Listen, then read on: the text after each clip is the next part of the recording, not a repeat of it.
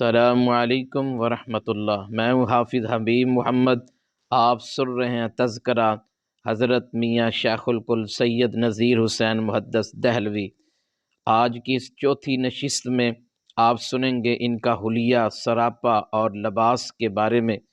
تو آپ کے شاگرد مولانا فضل حسین بہاری بیان کرتے ہیں کہ آپ کا قد دراز تھا، ہڈیاں بہت چوڑی، چہرہ لمبا، آنکھیں متوسط تھیں۔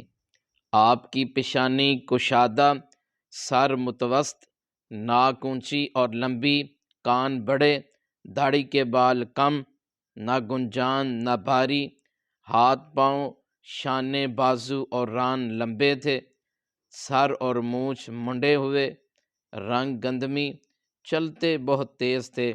درس کے وقت سر پر عمامہ پہنتے جو اعظم گڑھ کا بنا ہوا تھا، کبھی گول ٹوپی پہنتے، سامنے چاک والا کرتا زیب تن فرماتے جو معمولی کپڑے کا ہوتا تھا۔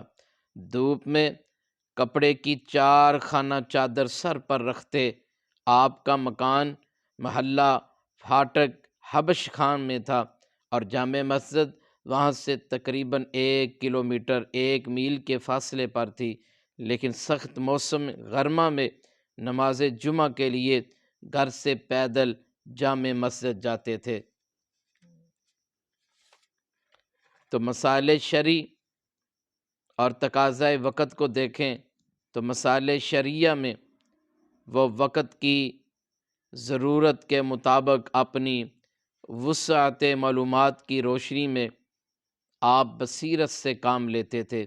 میاں صاحب دلی کے باشندے نہیں تھے، وہ ایک طالب علم کی حیثیت سے اس شہر میں آئے تھے، لیکن پھر ایک وقت آیا کہ علمی لحاظ سے وہ اس شہر کا مرجع قرار پا گئے، اور جو اہم مسئلہ پیش آیا اس کے حل کے لیے لوگوں نے انہی کی طرف رجوع کیا۔ اس کی چند مثالیں ملاحظہ فرمائیں۔ 1294 کے رمضان المبارک کی 29 تاریخ کو دلی کا مطلع ابر آلود ہو گیا اور عید کا چاند نظر نہ آیا، لیکن اجمیر اور کلکتہ سے ٹیلی گرام آیا کہ چاند نظر آ گیا ہے۔ تو میاں صاحب نے دن کو 8 بجے روزہ افطار کرنے کا اعلان کر دیا۔ لوگ کثیر تعداد میں میاں صاحب کی خدمت میں حاضر ہونے لگے۔ آپ نے ایک برتن میں پانی ڈال کر سامنے رکھ لیا، اور جب لوگ آتے تو اس میں سے 1 گھونٹ پانی کا پی لیتے۔ اس طرح سب کو معلوم ہو گیا کہ آج روزہ نہیں ہے۔ مسائل شرعیہ میں وہ وقت کی ضرورت کے مطابق اپنی وسعت معلومات کی روشنی میں مجتہدانہ بصیرت سے کام لیتے اور تقلیدی جکڑ بندیوں سے اپنے آپ کو محفوظ رکھتے تھے۔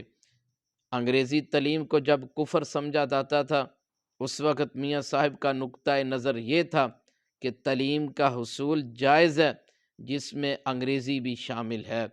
بعض لوگ سرکاری ملازمت کو حرام قرار دیتے تھے، لیکن میاں صاحب سرکاری نوکری کو حلال ٹھہراتے تھے۔ آپ کی دلیل تھی کہ حضرت یوسف علیہ السلام نے غیر مسلم بادشاہ کی ملازمت اختیار کی تھی، اور حضرت موسیٰ علیہ السلام نے کہاں پرورش پائی تھی۔ اور کلاک آواز والی گھڑی جب نئی نئی ایجاد ہوئی تو اکثر علماء نے فتویٰ دیا کہ اسے گھر میں رکھنا جائز نہیں، لیکن میاں صاحب نے اسے سب سے پہلے اپنی مسجد میں آویزاں کیا اور اس کے جواز کا فتویٰ دیا۔